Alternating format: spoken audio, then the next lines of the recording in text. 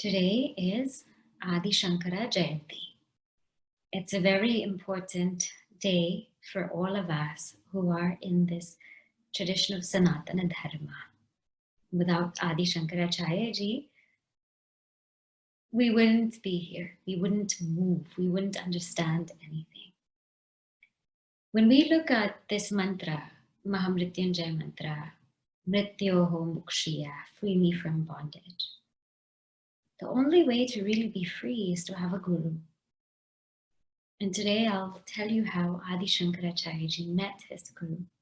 It was like love at first sight.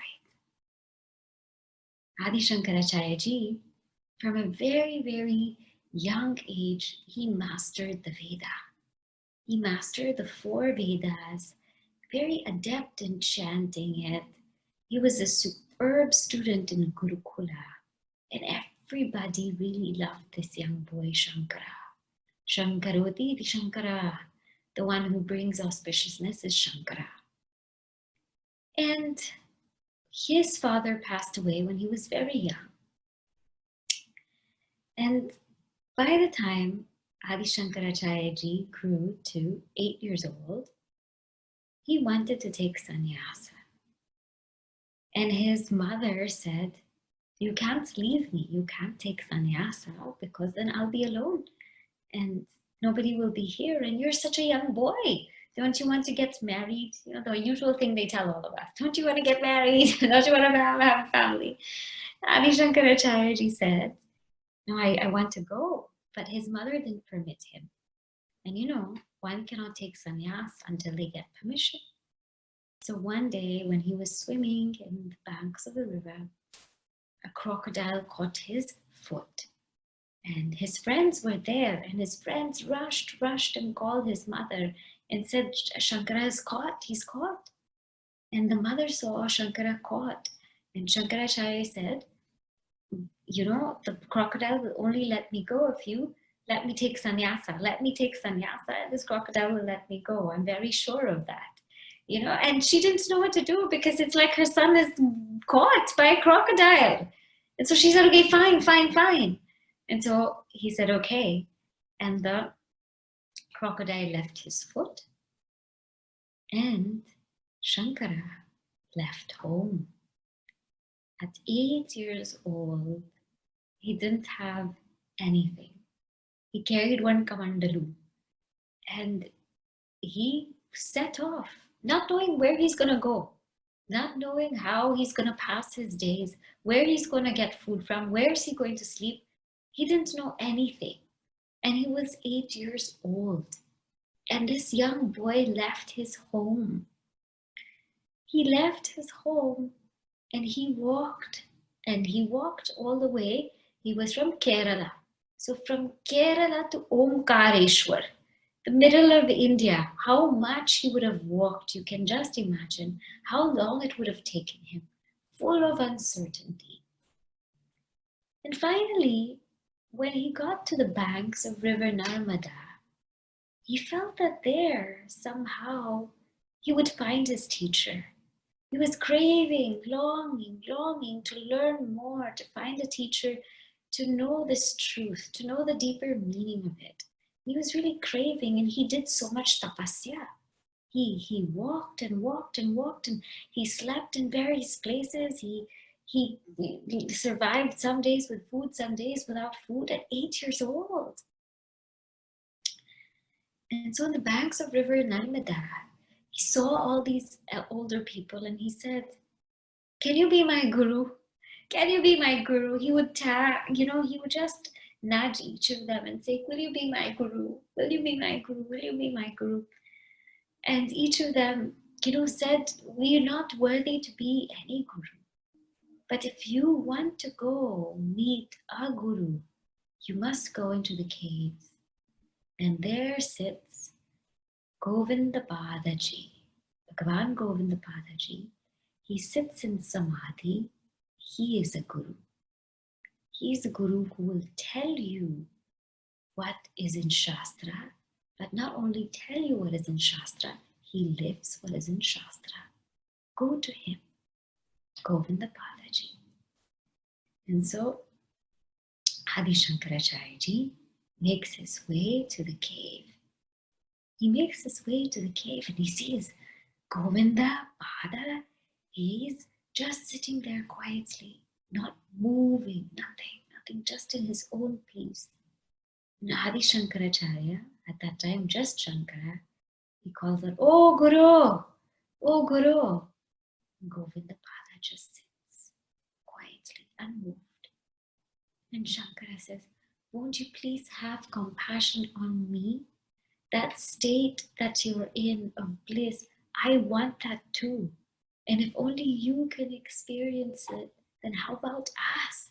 How about all of us who are in the world who don't know what it is? Who will teach us?" This Govinda Pada, moved by Shankara's plea, opens his eye and he says, "Who are you? Who are you?" And Adi Shankara, he says this stotram called Dashashloki Stotra. What that stotram says, "Na bhumir na toyam na tejo na vayu na kham nendriyam va na tesham samuha anekantikatvat sushuptyaika siddha tadeko vashishta shiva kevaloham." He says, "I'm not earth, I'm not water, na bhumir, na toyam, na tejaha, I'm not fire, na vayuhu, I'm not this air, means I'm not the five elements. Na kham, I'm not space, I'm not the five elements. Na va tesha samuha, and I'm not all this conglomerate of the five elements, which is the body, which is the mind, which is the intellect, etc. Anekantikatvat sushupteka siddha.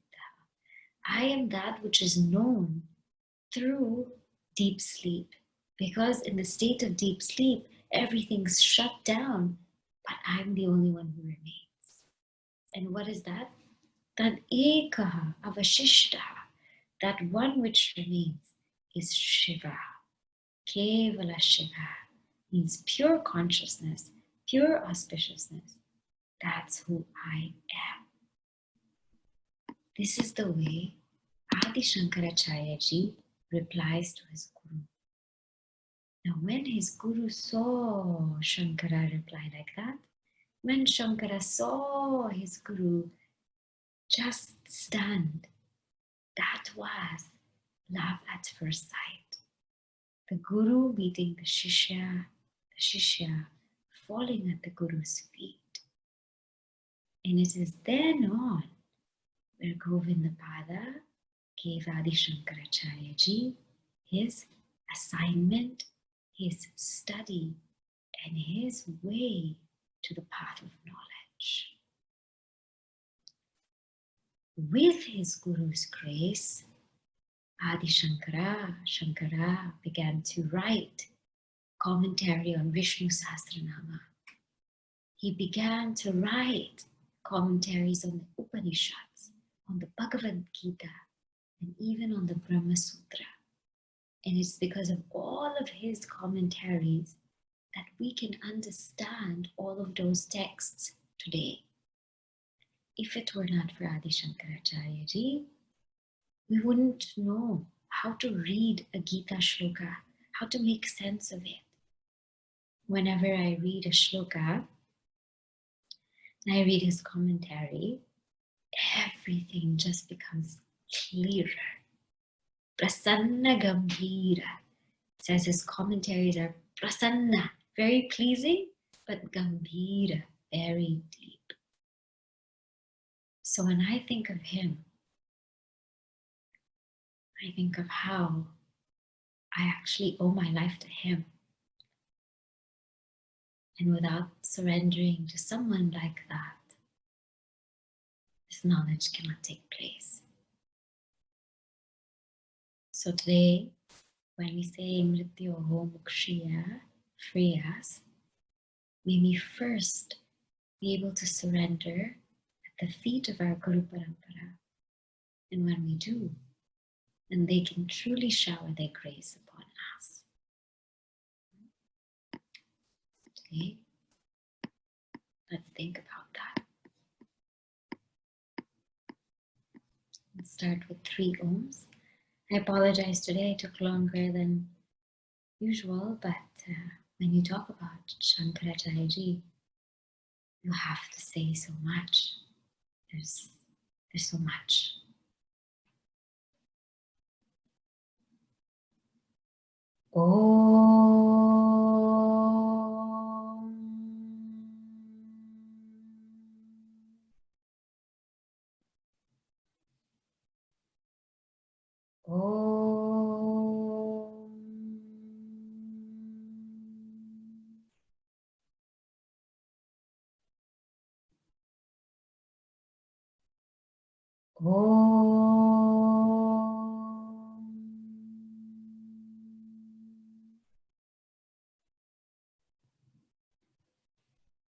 Slowly just relax your body. Relax your feet, your legs, knees. Relax your thighs.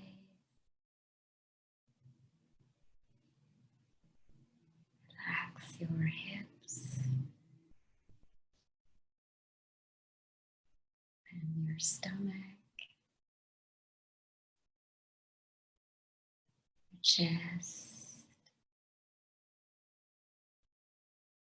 Relax your lower back, upper back.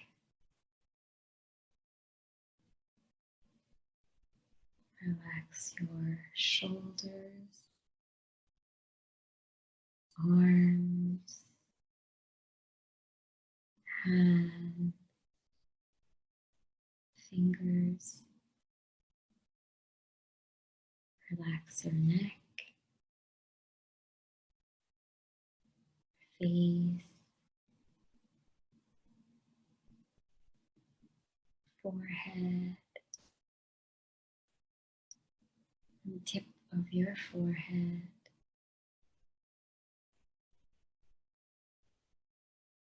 Take a deep inhale. Inhale knowledge and truth. And exhale ignorance, laziness, negligence.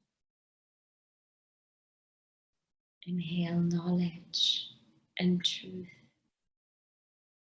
And exhale ignorance. Inhale knowledge and truth.